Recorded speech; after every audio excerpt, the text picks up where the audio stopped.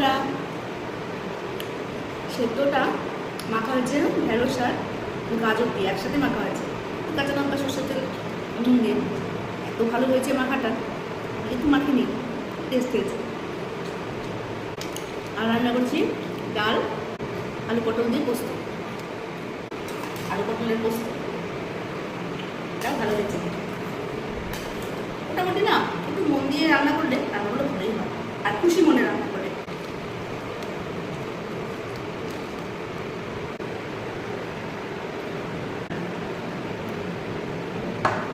আমের চাটনি